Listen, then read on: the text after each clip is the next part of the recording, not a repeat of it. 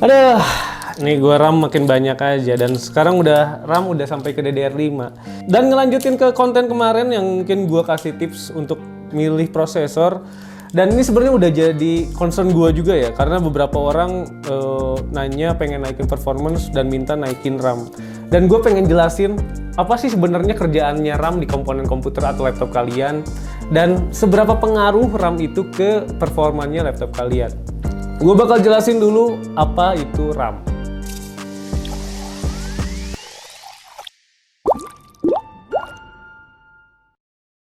Oke, untuk RAM sendiri itu adalah singkatan dari Random Access Memory. Dan mungkin gue kalau misalkan jelasin secara teknis itu bakal lama. Gue bikinnya secara analogi aja. Analoginya kayak sebenarnya RAM itu adalah sebuah meja di dapur kalian dan dimana kalian nyimpen barang itu di kulkas ataupun lemari, dan juga kalian mau bikin masakan itu sebenarnya di kompor. Nah, kompor ini sebenarnya sebuah prosesor, RAM ini sebuah meja, dan juga kulkas dan punya rak kalian itu adalah storage, mau SSD ataupun hard disk kalian. Nah, jadi sebenarnya ketika kalian mau masak, pasti kan kalian nyimpen barangnya itu di meja dulu sebelum kalian proses gitu, sebelum kalian masukin ke kompor. Nah, kalian simpen di meja semua barangnya dan akhirnya kalian masukin atau proses semuanya di kompor kalian. Nah, jadi sebenarnya secara simpelnya RAM itu kerjanya seperti itu. Jadi menyimpan barang dan juga akhirnya memproses masakan gitu. Tapi sebenarnya ada 3 faktor yang harus kalian perhatiin saat kalian ngelihat RAM. Nah, mungkin sebenarnya kalau ngomongin pertama yang lebih gampangnya adalah kapasitas. Ini hampir semua orang udah tahu, 8GB, 16GB, 32GB, 64GB, 128 gitu. Nah, sebenarnya kapasitas ini hampir mirip kayak luas si meja yang kalian miliki. Dan udah jelas semakin besar si kapasitasnya, itu semakin banyak yang kalian bisa simpen di meja tersebut gitu. Itu berapa banyak daging yang kalian bisa simpan, itu udah jelas makin banyak, Pak.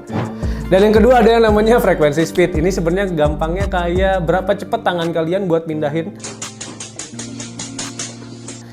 barang dari meja ke kompor kalian gitu, sampai berapa barang yang bisa dipindahin itu dari si frekuensi speed.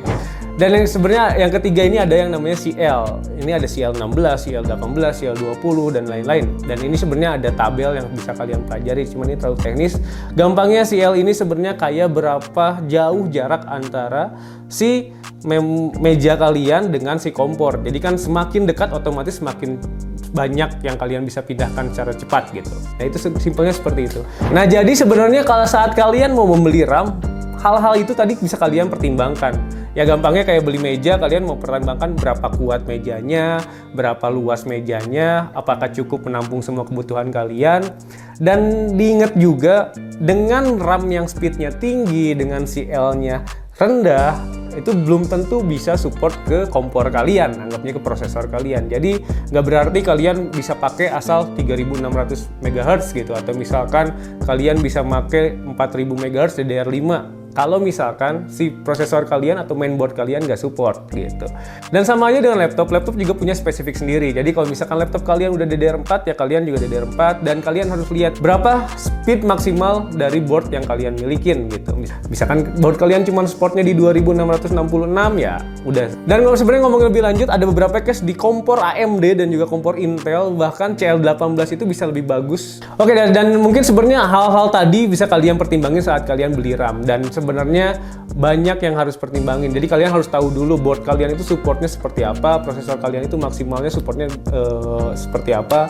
Dan ini gue belum ngomongin masalah DDR4, DDR3, DDR5 dan lain-lain. Dan sebenarnya untuk generasi laptop saat ini biasanya udah support dengan DDR5, dan generasi untuk laptop 2 tahun atau 3 tahun kemarin itu DDR4. Dan sebenarnya di sini gue mau nyampein sebenarnya dengan nambah RAM belum tentu ngasih solusi buat naikin performance dari laptop yang kalian bikin. Kayak misalkan sebenarnya memang dari prosesor kalian mungkin yang udah terlalu uzur, atau misalkan storage yang kalian masih pakai masih menggunakan hard disk.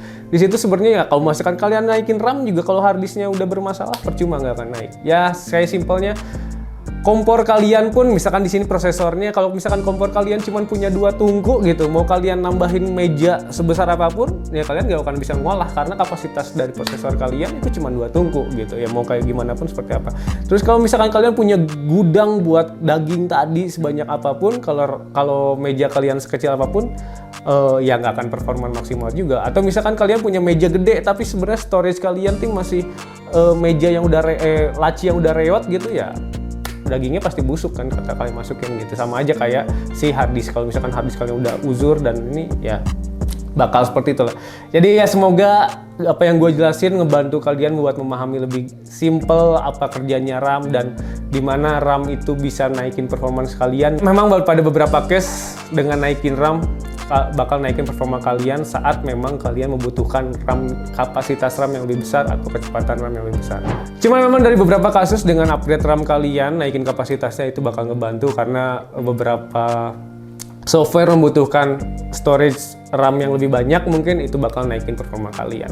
Dan gue belum ngomongin lagi penggunaan RAM dari segi gaming dan juga video editing, itu gue bakal bahas lanjut di video selanjutnya. Oke, semoga dengan apa yang gue jelasin kalian bisa paham apa itu fungsinya RAM. Dadah.